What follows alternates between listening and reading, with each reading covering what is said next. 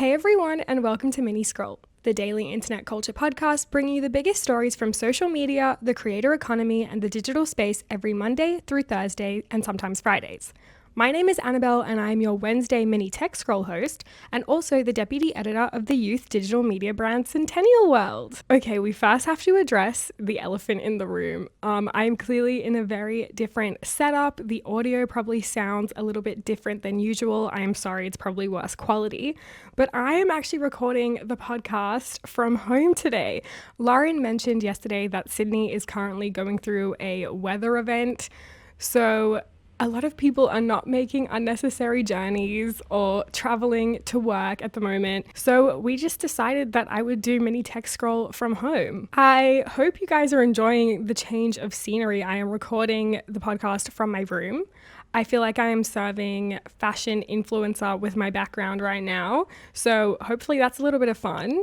I always joke that I look like an imposter in the Mini Scroll set / studio, but this feels even weirder. So here we are, we're gonna push through and I hope the quality of this episode isn't too bad. Before we get into the stories for this week, we finally hit 10K on YouTube, which Lauren mentioned on Monday, which is really exciting. So thank you to everyone for subscribing and helping us get there. Otherwise, if you want to support Centennial in other ways, Lauren set up a Buy Me a Coffee, so feel free to check that out. But yeah, otherwise, please remember to rate, review, and subscribe, and let's get into the stories. Okay, so the first story for today is a little bit of a shorter one.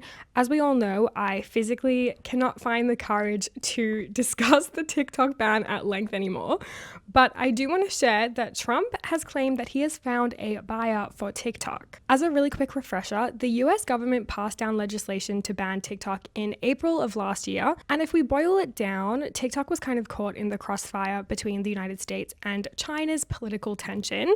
Essentially, the US government saw the fact that TikTok is Chinese owned by ByteDance as a threat to national security. Since then, TikTok was briefly banned, as we all know, and Trump has since extended the deadline for the ban 3 times, which I have covered. To avoid the ban, though, the US government is looking for ByteDance to divest and hopefully be sold to a US-based company. There's been a lot of talk about potential buyers. This included, obviously, Elon Musk at one point, Oracle, and more that I've reported on. Recently, Trump told Fox News that they have a buyer for TikTok, but he didn't specify any names. As he said, quote, "We have a buyer for TikTok, by the way. I think I'll probably need China's approval, and I think President Xi will probably do it. It's a group of very wealthy people. I mean, it will definitely need Chinese approval. We have spoken about this before, and ByteDance is very hesitant to sell the algorithm. So who is to say what is actually going to happen from this? That being said, though, Trump did note that the buyer will allegedly be revealed in 2 weeks. So I will keep you updated on that. There are a couple of groups that have reportedly thrown their hat in the ring to buy TikTok. Perhaps the most notable one is the People's Bid for TikTok, which is made up of billionaire Frank McCourt and Kevin O'Leary from Shark Tank. It also has backing from the Reddit co-founder Alexis Ohanian. Aside from them, there was also reports that Mr. Beast was putting together a collective. So who knows? Maybe it's one of those 2 groups, maybe it's neither. I guess we will just have to wait and see. The next story is also TikTok related, and that is that TikTok moderators from around the world are speaking out. This story actually came from a publication called Rest of the World, which is a publication that focuses on tech stories beyond the global north. I will say it is based in the US, but many freelance journalists contribute to the publication. The piece specifically that I got this story from was written by Kaya Gench, and discusses how content moderators are dealing with rather traumatic working conditions. While he is based in Turkey, this is a case that is applicable across the world. Before we get into the struggles that the cohort is specifically facing, I thought it would be helpful to kind of give some background on TikTok mods and the type of work that they may do. So obviously the responsibilities of a content moderator are to ensure that the content on the app and the videos posted adhere to the community guidelines. So they would essentially note which ones do not fit these guidelines. And it's all about ensuring that the app remains a safe space. According to a 2023 article from The Guardian, quote, TikTok says it has more than 40,000 professionals dedicated to keeping the platform safe. Moderators work alongside automated moderation systems, reviewing content in more than 70 languages. Obviously, I'm aware that this article is from 2 years ago, so as you would expect, things have definitely changed regarding the number of content moderators around the world. I saw a lot of articles from last year reporting that TikTok laid off hundreds of moderators, replacing them with AI. Much of the reporting I saw around this was that it was mostly impacting Malaysian moderators, with around 500 workers impacted. With this context, I think it's worth noting that there are a couple of content moderator hubs around the world, with many being countries in the global south. This is because it's obviously cheaper for big tech companies, but also the workers may be less protected. A 2022 piece from the Bureau of Investigative Journalism looked into Latin America specifically and detailed how various moderators in Colombia were dealing with mental health issues after being forced to watch traumatic content for days on end. For reference, one moderator that the researchers spoke to had to watch 900 to 1,000 videos per day. As someone who is extremely chronically online, I don't think I could manage to watch 900 videos per day, and that is not to mention that a lot of this would be very traumatic content. So it's clear from the reporting that I've just touched on that the work conditions for content moderators have been an issue for some time now. Earlier this year, actually, we saw the birth of the Global Trade Union Alliance of Content Moderators, which was the first global trade union alliance for this group. It was created with the intention to improve working conditions, and it was actually announced in Kenya. So moderators could join the alliance through kind of local unions. At the time that it was announced, there were unions from places like Ghana, Turkey, Colombia, Morocco, the Philippines, and more. So while content moderators are facing different conditions all around the world, Genç spoke to various Turkish content moderators, and they have essentially been outsourced by TikTok to moderate content. As he writes, quote, "The stories of Turkish content moderators follow a similar trajectory. What started as a high-paying, enjoyable job done from home turned psychologically grueling as workers felt increasingly surveilled and pressured. The workers say they are now overworked and not given sufficient support. When they attempted to organize and fight for their rights, they say their efforts were shut down." I would definitely recommend going to read this piece if you're interested in hearing the personal anecdotes from various moderators, but I just thought the story was super interesting from a couple different perspectives. The first reason is kind of a little bit rogue for this podcast, I won't lie, but I was really interested in this story because I have a background in international relations. That was one of my majors at university. And to me, this is just another instance where we see the global north exploit and extract labor from the global south. I mean, TikTok definitely does complicate this a little bit because they are Chinese owned, but they are undoubtedly a technological and economic powerhouse. And at the end of the day, the content moderation hubs in the global south are not designing or making the tech necessarily. They're absorbing the human cost of having to maintain it. My second reason why I found this interesting was because, obviously there's been a lot more discussion around content moderation this year on social media platforms, specifically since Meta changed its content moderation policies. On top of this, there is more and more discussion around how AI can contribute to content moderation and fact-checking. And that actually brings us to our next story, which is a little bit of an offshoot. And that is that X is piloting a fact-checking program led by AI bots. I saw this just before I sat down to record, so this is a bit of a quick one, but I felt it was relevant considering the previous story. Anyway, we all know that X introduced community notes a while ago, and it was actually before the platform was even X and Elon Musk had taken it over. But if you aren't familiar with community notes, it's a feature that relies on crowdsourced information to fact check certain claims on the platform, and basically it pops up as a box underneath a post. People have had a lot to say about community notes. Some people think it's an effective way to fact check, but others are not so convinced, given that community notes don't really affect the reach of a post.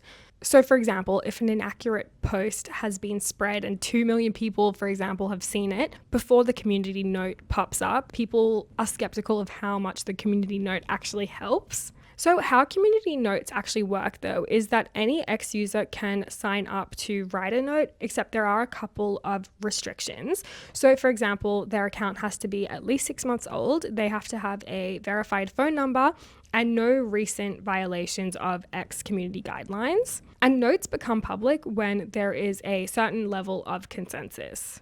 So this new program was announced earlier today. The announcement, which was made from the @Community Notes account on X, says as follows, quote, "Starting today, the world can create AI note writers that can earn the ability to propose community notes. Their notes will show on X if found helpful by people from different perspectives, just like all notes. Here's how it works.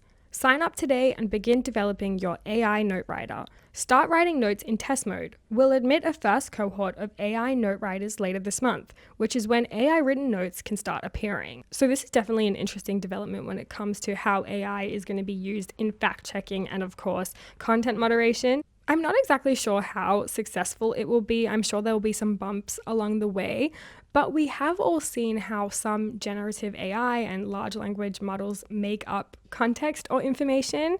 I mean, recently we covered how ChatGPT, for example, had become too sycophantic, which has led to a lot of conversation around ChatGPT-induced psychosis. But yeah, I do think there are definitely pros and cons to this kind of fact-checking. It could definitely help lessen the load for human fact-checkers and content moderators, and as you could tell by the last story, this is something that is probably necessary. However, I will say, I do think there is a chance that it may decrease trust. I do think people have kind of a really weird perception of generative AI as for how trustworthy it is.